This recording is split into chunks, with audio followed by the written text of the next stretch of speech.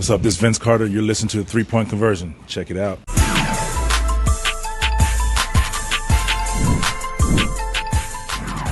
Your mask on, we would appreciate that. So, just not much. Opening up the questions, I will start by saying I'm looking forward to the season. As I told our guys, last year we almost pulled off, really a miracle run. It's rare that you have new coaches, new players, new front office, and you turn things around the way you do and have a chance to win. That was the first step. Now we want to make the next step. So just really looking forward to the season.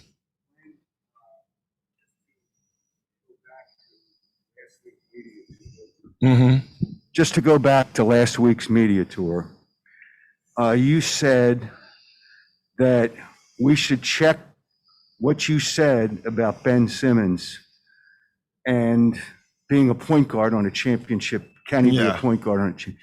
And you clearly did not say yes.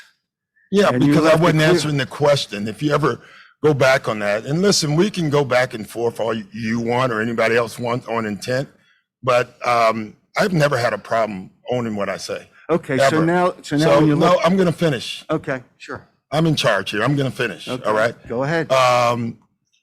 What I said, and I'll say it over and over again, when you watch it, there's sometimes called intent when you talk. Okay. And clearly, what I said was, guys, I'm not answering that. I don't know right now. I wasn't answering any question. I was talking about, we just finished a game 7. And that question was asked. I just wasn't talking about it. I wasn't answering that. It had nothing to do with me. Do you think all year, who do you think defended Ben more? To a fault. Yeah, well, in your opinion, not mine. I still think the world of him. I think the world of him as a player. Just because he doesn't do certain things that you want him to do doesn't mean he's a bad player. He made the All-Star team. He was, I don't know what vote, he almost won the Defensive Player of the Year award. So to me, sometimes I wish, instead of just going with what you want, listen to my intent. That's all I'm saying. And I thought, and I said it the next day. That's why, if you remember, the next day we did the press conference, whoever was at that press conference, did I say it again? I reiterated. I said, guys, there's something out there that I didn't mean. So it's not like me being a revisionist history. Okay, so now apparently Ben took offense to that, and that's one of the problems. Do you believe that's one of the problems? No, I don't. I don't believe that's one of the problems at all. Okay. Darryl, we talked about it the next day. Okay, I just want to follow up with Darryl. Hi, Darryl, how are you? What's up? Have you misevaluated the value in the trade market, and if so, how much, of Ben Simmons? Well, let me give some background. They came to us and asked for a trade shortly after the season as representatives in Chicago. We were not looking to trade him. To Coach's point, multi-time All-Star, Defensive Player of the Year. We were on the doorstep, like many teams. Well, about 4 teams. Yeah, but I was looking at Milwaukee the year prior. They were the 1 seed, went into the next season, won the title. Look, every team goes through its own journey. Ben is a very good player, a big part of this team. We're disappointed he's not here. We're making our choices, but we're excited. We're very excited about the players who are here. We're going to focus on them. And we're taking our journey to be a championship team. We don't know exactly what that will be. In terms of like what trades or non-trades, I only have one focus, which is to do what gives us the best chance to win a championship. So I will do all the signings or non-signings, all the trades or non-trades. You can know that when they happen or don't happen, it's because we think it's, along with Coach Rivers, we think it's the best thing to give us the best chance to win the championship. Thanks. So Doc or Daryl, what specifically has made Ben unhappy that he wants out? That's a good question. It's a tough answer because it wasn't as clear as we probably would want it. Wanting to change places to for whatever reason. So, it's tough to play here. But Ben didn't say that. But you got to assume that's probably part of it. And I can't say he said that. That's just an assumption. So, that's it. And losing, guys, listen, I've been in a lot of losing rooms, and I've been in some winning rooms. Most of us, usually when you coach, you're on the bad end of it. You're rarely always on the good end. And it's amazing the impact it has. I've been around it. This has happened more than you know. It just has not happened to this extent, especially the day after a loss or the week after a loss. Unfortunately, this has not changed so far. And Daryl, do you feel there's any hope of reconciliation, or is this it? He's played his last game. I think there's a lot of hope. I would say I watched last night a player lead their team to victory where 1,000 pounds of digital ink were spilled on how much he would never play for that team again. So, look, every situation is different, but we have a lot of optimism that we can make it work here. Hey guys, I'll break up the Ben questions real quick to ask you about another fun topic. Do you know what percentage of your players are currently vaccinated or in the process of being vaccinated? And I guess I do know the percentage, but I'm not going to answer that. So is it a concern, I guess? It's not a concern for us. I can't say other teams, but we are very, very, very good. Let me put it that way. But it's probably a concern league-wide for sure. And I don't know what the percentages are. I think it's interesting. Football, it seems like we all know, where in our game, you don't know from team to team. And then for you specifically, Doc, I know a big thing for you coming into every year is setting expectations for each individual player and then the team as a whole. So how do you do that in an environment where, one of your most important players, you don't know where he's going to be or how involved he's going to be, or even if you have to make a trade, then that totally changes things as well. Well, clearly not the easiest situation, but individually it's easy.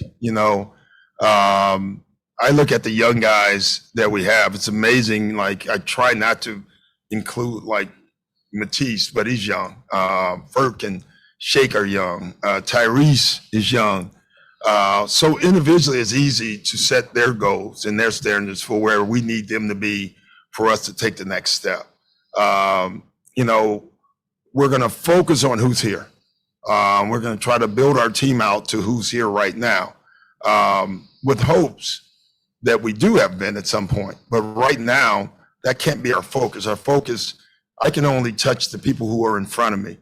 And so that's my goal right now, is to get their mindsets right about moving forward.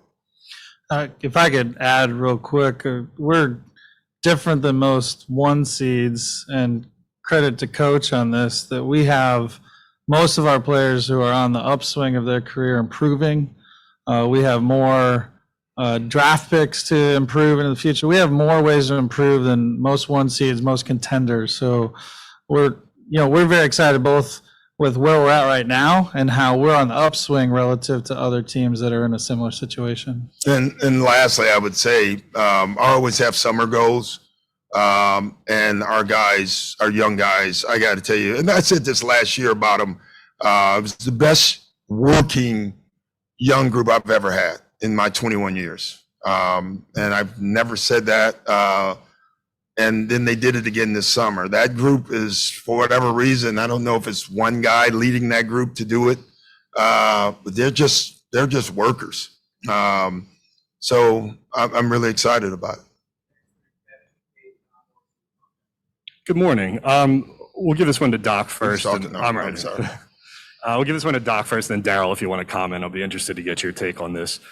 Doc, over the summer, a couple of your players came out and they made comments about the fans. Yeah. We haven't gotten to ask Joel or Danny specifically what they meant by that, but I guess it amounted to they wanted the fans to be better or maybe lay off a little bit or just show more empathy.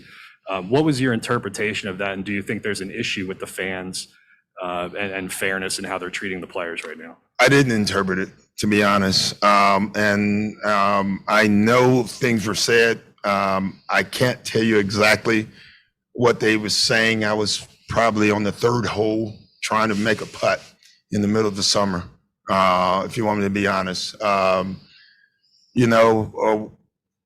We all have to improve, right? The players have to improve, but I don't know. Fans are fans. I think most cities are about the same overall. Some have more intensity. I think this is an intense fan base. Boston, I coached there. They have a pretty intense fan base from what I hear too. And I've always viewed that as a good thing, that some negative things are behind that too, right? But I would rather have that. I just like the people caring.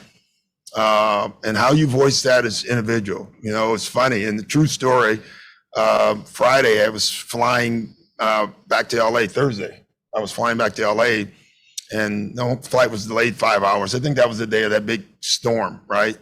And I'm end up sitting with the father, a mother, and two kids. And the guy, they're Philly guys, and they're giving me the whole pitch on, how a fan should be. And I'm laughing. We're laughing together. And he said, "What do you think, Doc? Do you?" I said, "Well, I think about your son right there, and if would you like it?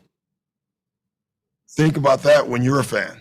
How would you treat your son on the floor?" And he said, "I never thought of that." And then he said, "But we're tough."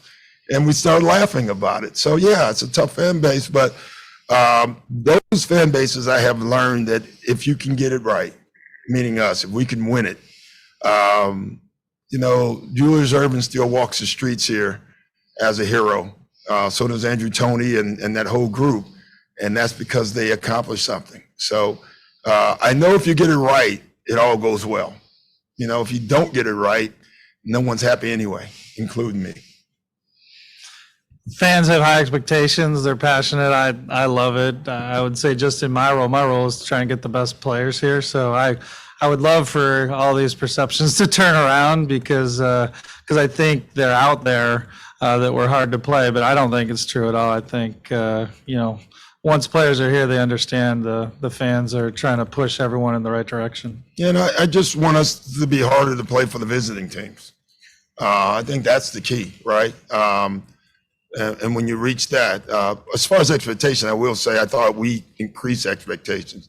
I read Keith's article before the year started. I think you had a 7th, 6, So, no, really, I didn't read it. I was just guessing. But no, listen. Where are we at this year, Keith? We're here to raise expectations. That's what we're here. That's why I'm here. And so I embrace it, and I'm ready for it. Hey, Doc, how you doing? Joel being the MVP last year, had a lot of career highs on offense, but how would you assess the job he did on defense, and what do you need him to do maybe more this year, especially given the unknown with Ben? Well, I can't, and that's the tough part. I think you asked the question. That's the tough part, right? I can't start putting other jobs because the other guy is not here. That gets you in trouble. So the way I'm doing it is coaching like I would coach him normal. He had a hell of a year, Joel. He really did. I don't know, the MVP voting, I really think if maybe he played more games. I think Joel's goal is to do that this year. So just that alone makes him a better player for us. Offensively, I thought he mixed it up the way we wanted him to, post, mid-game, threes. We still want to develop a couple of things we've talked about offensively to help him. As a team, we have to do our spacing better around him. You never can stop working on that. Defensively, being a basket protector. That's key for us. You think about it at the center spot, and I thought about it in the mid-year. How many games he has to really focus on the guy he's guarding, right now in this NBA. So his team defense and his voice is vital for us, and that's where we want him to take his biggest step. Next two will go to Keith and then Tim. What's up, y'all? What's going on? All right. Doc, I know you say you're going to coach this like you coach any other year, right? Yeah. But the thing is, Ben is not here. Yeah. And it becomes a distraction to the team. It could be. It could be. Yeah. I mean, it could be. I mean, you're going to have some young guys are saying, wow, am I going to be included in the trade?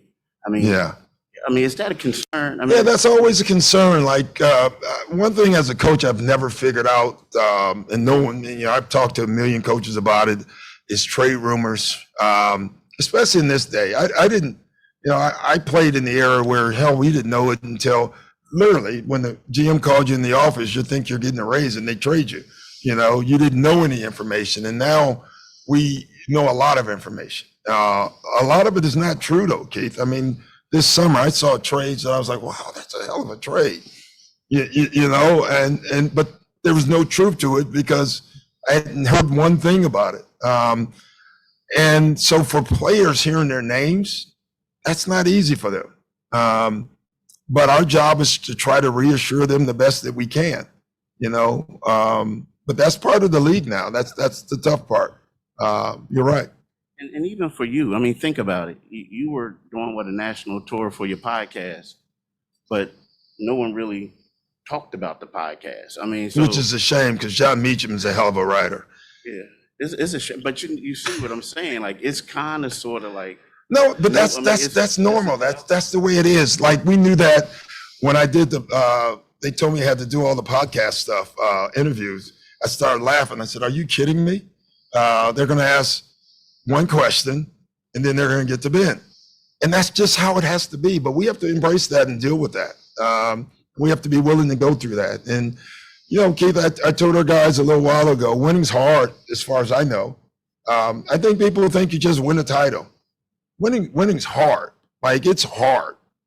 You look at Milwaukee last year, Kevin Durant's an inch away from Milwaukee not being in the playoffs anymore. It's just hard, and we have to embrace that. And so, unfortunately for us, this is the journey we have to go on. The Lakers, let's use them as an example. They have to go on their own journey, and every team will. This is ours right now. We have to own it. We have to live our way through it, and we have to do our best to get through it. Daryl, when is the last time you talked to Ben and or his camp about what's going on? Well, I met with Ben in a meeting, I don't know, like 6-7 weeks ago. There's more communication with his representation. When you say there's hope in trying to rectify this, is there any sense at all that he could come in at some point? Has that been discussed at all? Well, I think, look, we just know the history of, you can look back at how these things play out. Ben's a great player, and, we expect him back. We expect him to be a 76er. So. And Doc, in the interim, for as long as Ben isn't around, do you have a sense of what you're going to do at point guard? Yeah, I do. Willing to share?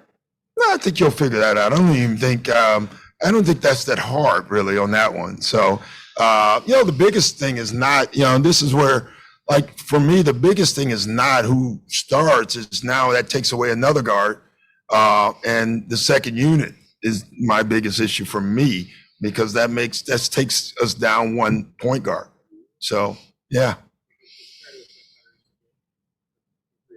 Yeah, big role. Ben. Or without, either way. I guess my first question is just about, do you feel the need or have you felt the need to address the Ben Simmons situation individually with your team or as a whole? Have you met with them and just say, this is how we're going to kind of handle this? And second question is, if Ben does not show up, what kind of ramifications, fines or anything are you guys going to impose, willing to impose, thought about imposing? Well, I'll answer the first part, and I'll let Daryl answer the second part. Yeah, we've had a talk about it for sure. The players talked about it. Kind of wanted to hear, honestly, it's been the summer, so we haven't been around each other a lot. More individual conversations all summer. So this is the first group setting we've had since our last meeting. Yeah, so I wanted to hear what they had to say about it, and we talked about, the season, and this should be something we're looking forward to. Even though, as Keith said, this is going to be a topic of discussion. Probably every new city we go into, someone's going to want to bring up some version of Ben. So I think our guys are ready for it. Yeah, I'd say we're not going to talk about specifics of fines or things like that, but I will say that it's pretty very clearly spelled out in the CBA and his contract what happens. Yeah. Doc, can you talk a little bit more about Tyrese? Because he had such a good run in the postseason for you. Yeah. And then it even carried over into the summer. And yeah, I like him. I mean, I said it early. Daryl knows before. We played him early in the year, and I didn't like some of the things that he was doing. And I kept telling our staff, by end of the year, he's going to be a player. And I give him credit, like the things, driving, getting all the way to the basket, instead of relying on the floater, he changed. His next step for me is defensively, but I'm telling you, that kid works. And it's rare that you see a guy with the talent that he just has, raw talent, and the work that he puts in. It's rare that doesn't turn into success. High character, I don't know. He just has all the ingredients in my opinion, to turn out to be a heck of a basketball player for us for a long time. I think he's going to be listen, I don't want to bestow all this on him, but I am, because I believe in him. He's going to be key with or without. He is. I'm telling you, he is. And we're going to try to put him in positions to do that. The point guard spot is hard in the league. It is. I thought Game 7 was a great example. We've talked a lot about that, him and I, and he wasn't prepared in some ways for the other guys. Demanding, give me, in those games, give me the ball. And I laugh. I had this with Rondo all the time. Because Rondo had Kevin Garnett, Paul Pierce, and Ray Allen, who were hot every play in their minds. And I said, man, those are going to be a really important word for you. And same thing will happen for Tyrese as well. Daryl, to Doc's point earlier about your point guard depth, do you feel like you have more work to do on this position? I mean, with or without Ben? Even with Ben, George Hill is no longer here. You look at this roster, there aren't a ton of options for him. What are you looking at in terms of between now and even the trade deadline, what you have to do? We love the players we have, so yeah, I don't see any, like, we need to do X or Y.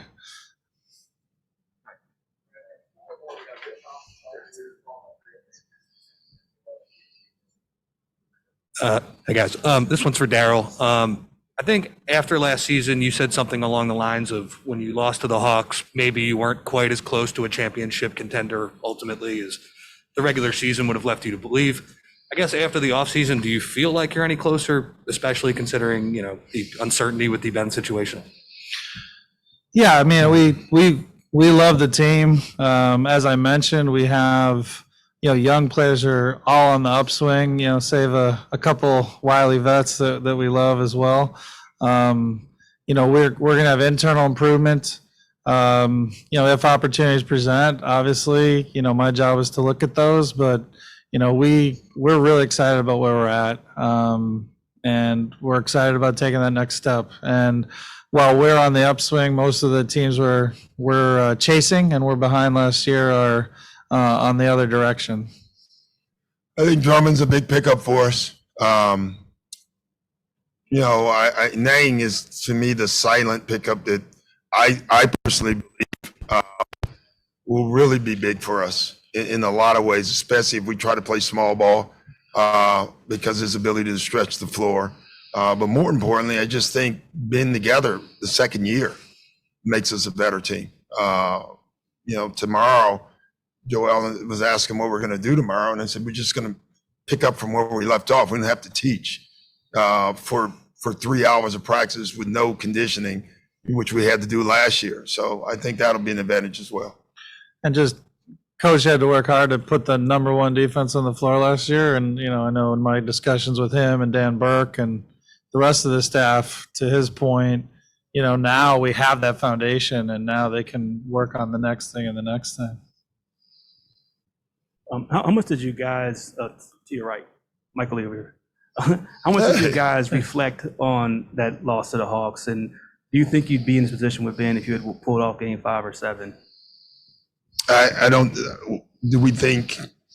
Do you think that if you had won that series and gone to the conference finals, do you think you'd still be in this thing? That's a great question. I don't know. It probably would have depended on how we ended the next series.